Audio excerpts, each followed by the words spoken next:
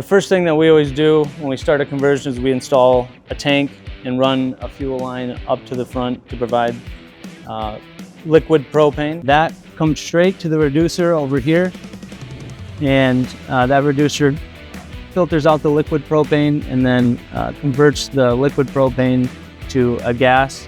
And then there's a gas line that comes up and goes to another filter that filters the gas.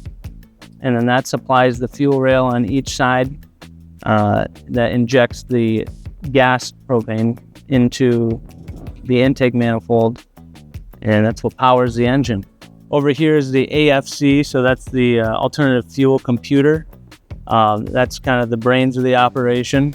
So all of your propane wiring comes across, and the fuel injectors are connected to that.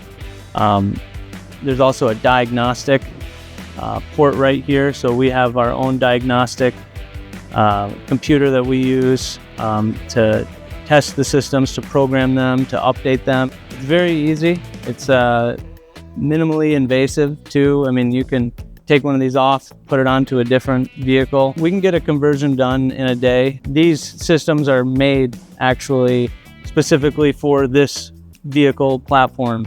So all the wiring is cut to length. We don't have to, redo anything or shorten wires or lengthen wires, which makes the process a lot smoother, and it makes it run long-term a lot better. The difference between a vehicle that even runs on petrol gas versus propane is very obvious to us as we're working on vehicles. The carbon buildup inside of an engine is pretty significant even over a short amount of time when it's running on petrol gas.